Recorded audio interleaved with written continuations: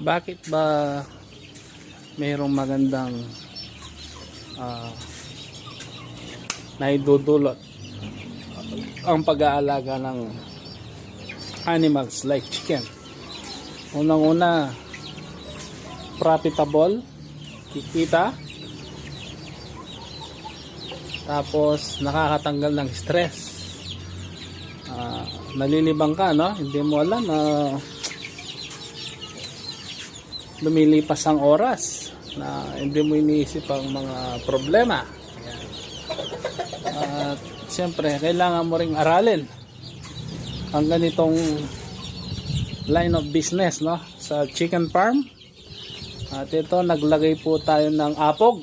Ayan. Pag umuulan, kailangan po tayo naglalagay ng apog para yung bakterya na mamatay, nadidisinfect, no.